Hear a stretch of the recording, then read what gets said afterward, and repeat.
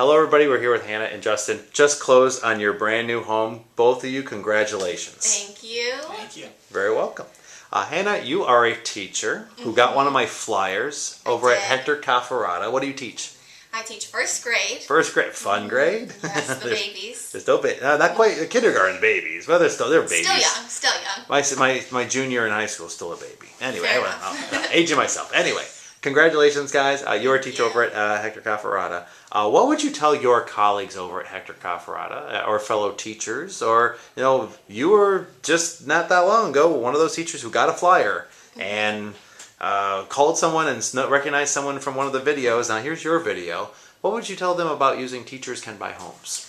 It is a great program that provides you a lot of opportunity, not only to save money, but to get to know the area, get to know the process with someone that actually truly cares about you and your financial situation, your family situation. We moved here from Wisconsin about 2 years ago, and we've been renting apartments, throwing our money out the window. So when we got the flyer, we did some research about Ed, we asked some colleagues, we looked at his website, and we figured out we would reach out, which was definitely worthwhile.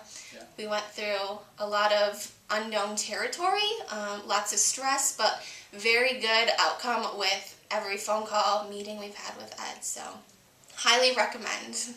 Perfect. Thank you for that, Justin. How would you you work over at Fiddlesticks, right? Yep. What would you tell your colleagues if they're like, hey man, I want to thinking about buying a home. I'm tired of renting. What would you tell them about what I did? Your experience? Like Hannah said, honestly, from the beginning, we knew that Ed was going to be super helpful. He was telling us things that we had no idea about, which made us feel really comfortable working with them. So, I mean, I remember the first night we sat down, we spent, I think, maybe 2 hours in your office, and you just explained things, and it felt so good just to know that we had someone on our side.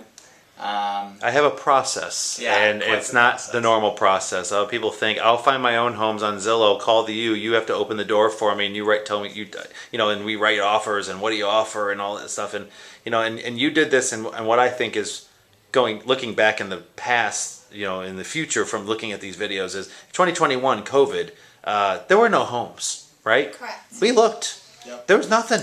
There's no inventory. Half the people are squatting. No one's paying their mortgage and no one's paying rent. And no one's for sale. There's 5 million homes missing in the country. And where'd they all go? And then here you are wanting to buy a home. And I'm like, oh my God, it's the worst timing. But we made one happen, right? Is that how you describe it? Absolutely. I knew what you wanted. You knew what you wanted. We've had to wait for it to appear. And when it did, you struck, you fired. And now it happened to be what some people think is the hardest thing is a brand new home, a new construction, the patience you need. Any advice you would give someone thinking of doing tossing between, what's it like? Is it worth it doing a new construction and all this headache I hear on the internet, or should I just go get a used home? What would you tell them? I would definitely recommend new construction because, I mean, it's a brand new home. No one's ever lived in it. And I think the only way that you can have a successful process is if you have a realtor that knows what he or she is doing and you can confide in them, trust them, and just overall work really well together with them. Yeah. I'd say it's all about, knowing what's best for you. So for us, we knew we wanted something that was new, it was ours, and we got to watch it, which was so fun, being built. All that kind of stuff. Watching our baby being born. You watch your baby get born? Yes. Probably it popped out like really fast. They're like, oh crap, I got to close out a house now. But, yes. Exactly. Well, thank you for all those kind words, guys. And as always, what I always like to do with the donation side of it is donate to your school. So I want to donate to Hector Cafferata, to the first grade department. But I fund from the ground up. So it doesn't go to admin, although it goes to your school. I'm going to go to your bookkeeper, and I'm going to watch this video as a reminder when I do go.